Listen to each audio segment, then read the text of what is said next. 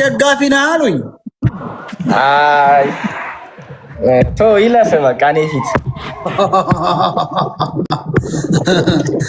ባለፈው እኮ እንዴት ለብቻ ስትሆን ሂድበት።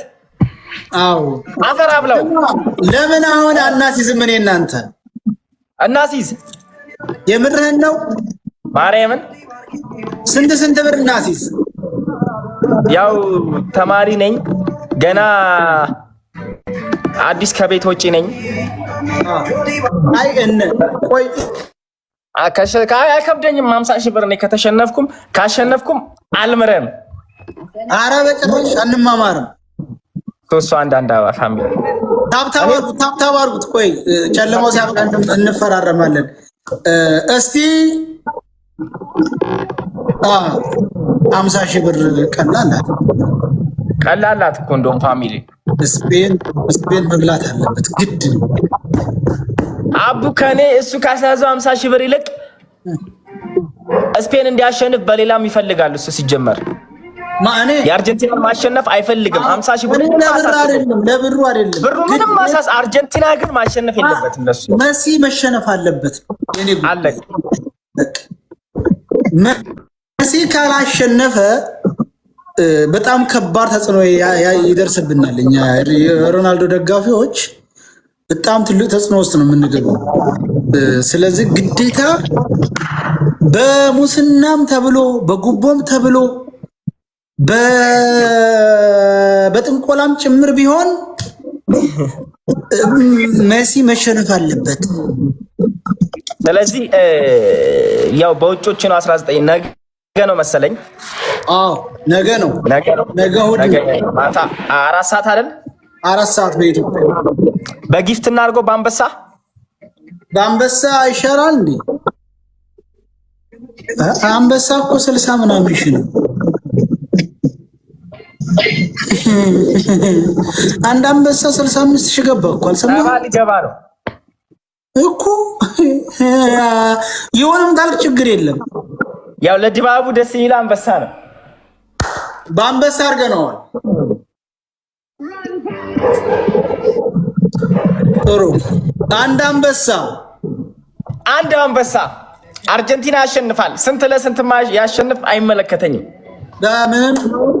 በምንም በበለንቲም ይሁን በቅጣት ምትም ይሁን በፔናልቲ የሚለቅ አይመለከተንም። ስፔንና አርጀንቲና ነኝ አለቀ በቃ። እስቲ አርጀንቲኖች ተረጨለ አለቃ ፈንቴ ጋር ደውላለሁ ማታ። ጨርሰናል።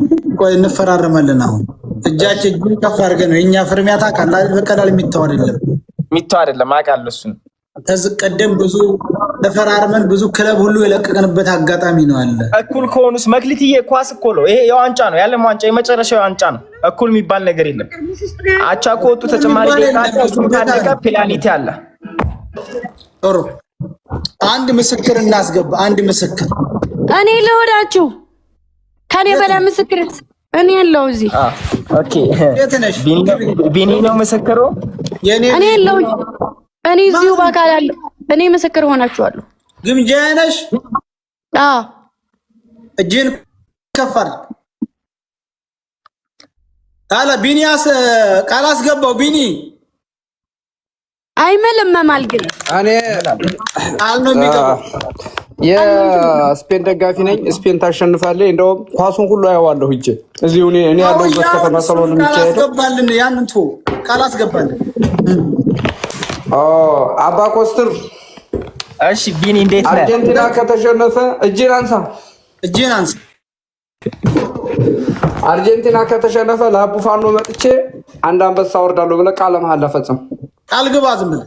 አርጀንቲና ከተሸነፈ ስፔን ካሸነፈ ለአቡ ፋኖ ሂጄ አንድ አንበሳ አወርዳለሁ። ይሄ ቃሌ ነው። የዕለቱ ጌሙ እንዳለቀ ማታውኑ አቡ እጅን አንሳ። ስፔን ከተሸነፈች ለአባ ኮስትር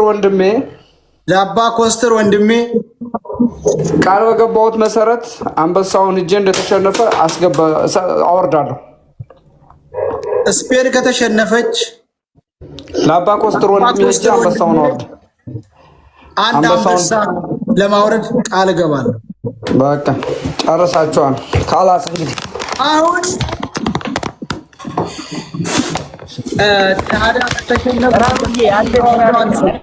ዋናው ንጉሱ ቡድን እኮ ነኝ። አምናም ዋንጫ በልቷል፣ ዘንድሮም ዋንጫ ይበላል። በእኛ ቤት ሽንፈት የለም፣ ሁሌም ድል ነው። እስካሁን ድረስ እስከመጣንበት አይደረግም በጭራሽ። ቋጠሮ ነገ እንዲህ ተዘግዝቄ ነው የማየው። ጠብቅ እንግዲህ ሌማርም ደዋ እያደረገ ነው፣ እያየነው ነው። ያየን ጥንቸል የመሰለ ነገ ዛሬ እንትን ይሄን ዋንጫ ካላነሳ ሌማር እንግዲህ ያው ሌማር ለወንድሜ እናንተ ምን ሆናችሁ ነው? ይሄ እኮ በጣም ቀድሞ የታወቀ ነገር ነው። ላሶ ይዘን አይደለም የምንጫወተው፣ ሜሲም ይዘን ነው። መስቀል ደግሞ ጉራጌና አርባ ምንጭ፣ ጉራጌና ወላይታ ሶዶ፣ ከዛ ደግሞ ስልጤ የሚባለውን ቦታ ማየት ፈልጋለሁ። ከዛ ደግሞ እንትን ወላይታዎች ጋር መስቀል ጉራጌና ወላይታ ሲከበር ከ10 ቀን ምናምን በፊት ነው ቀድመሽ የምትሄጂው። አልጋው ሁሉ ይያዛል። ገጠር ነው የምትገቢው እና ከእኛ ጋር በ17 መስከረም 17 ታሪክ ዳመራ የሚበረው አብዛኛውን 16 በ16 ይለኮሳል። 17 በዓሉ ነው። እነሱ ጋር ግን ከስንት ቀን ጀምሮ እንደሆን መለኮስ ይጀምራል። ሶዶና ጉራጌ እነዚህን ሀገሮች ማየት እፈልጋለሁና እነዚህን ሀገሮች ሳላይ ቁጭ ማለት አልፈልግም። ችግር የለውም፣ ሰላም ናቸው። አሁን ጉራጌ ለምትዩ ሶዶ፣ ሀላባ፣ እንትን ወራቤ፣ ስልጤ ማለት ነው። ወራቤ እነዚህ ከተማዎች ላይ በጣም እንትን ናቸው፣ ሰላም ናቸው፣ ቅርብ ናቸው። አሁን በዚህ ቦልቂጤ ስትሄጂ ቡታጅራ፣ ሆሳና፣ ሀዲያ፣ ሀላባ ምናምን እነዚህ እያየሽ ነው የምትሄጂው። እስከ ኮንሶ እስከ ሙያሌ ድንበር መሄድ ትችያለሽ። ቅርብ ናቸው፣ የተያዙ ናቸው። ከምባታ ዲላ ነው ከተማው፣ ቅርብ ነው እኮ። እነዚህ በዋና 5 ሀገሮች አሉ በዋና ማየት እንፈልገው። ራያ በጣም ጉጉት አለኝ፣ በጣም ጉጉት እና ያው መቀሌ ከሄድኩ ራያ ሂጄ በዛው መቀሌ ነበር እንፈልገው።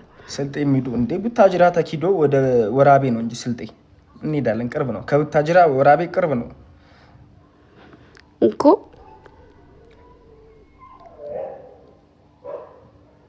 መነንዬ የኔ እናት ደህና ነሽልኝ? የኔ ፍቅር መነናይትዬ፣ ራያላይትዬ እንዴት ነሽ?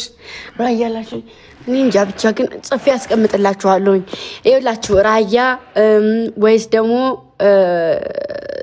እንትን አሳመነው ሀገር ወይስ ደግሞ ባህር ዳር ወይስ ደግሞ ወሎ እንትና ደሴ 5 ቦታዎች አሉ። ወላይታ ሂጅልንማ። ወላይታ የኃይለማርያም ሀገር አረካ ይባላል። እዛን አይተነዋል። ከዛ ቦዲቲ ይባላል። ወላይታ ይኸውልሽ ስትሄጂ ጥሬ ስጋ ነው በጣም የሚታወቀው እና ዳጣቸው የለም። ይሄ ዳጣውን ሁሉም ጋር አለ። የነሱ ግን ባዶን ትበያለሽ በእንጀራ በጣም ነው የሚጣፍጠው።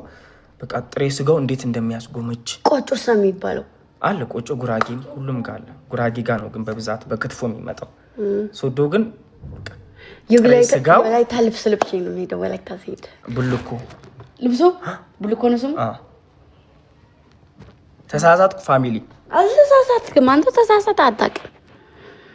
የስልጤ የራሱ የሆነ ልብስ አለ። ቡልኮ ለብሼ አለ እንዴ ባልብስ አላችሁ? አዎ አላችሁ። አዎ አላችሁ። ምንድን ነው የሚባለው? ወላይታ ልብስ ቡልኮ ነው የሚባለው። ቡልኮ ነው የሚባለው። የኔ ልጆች እኮ ኑስ ወላይታ ናቸው አሉ። አሁን እያየሁ ነበር። ምንድን ነው የሚባለው? ቡልኮ ነው። ጉራጌ ቡልኮ በጣም ጥሩ ጸጋ። ከዛ ይኸውልሽ ወላይታ ቡልኮ ለብሰሽ ከወላይታ 40 ምንጭ 2 ሰዓት መንገድ ነው፣ ጋሞ ማለት ነው። ወላይታን አይተሽ ጋሞ ጎፋን ሄደሽ ታያለሽ። ከዛ ጋሞን ስታይ ደግሞ 40 ምንጭ፣ እዛ ከ40 ምንጭ ደግሞ ኮንሶ የ1 ሰዓት ተኩል መንገድ ነው።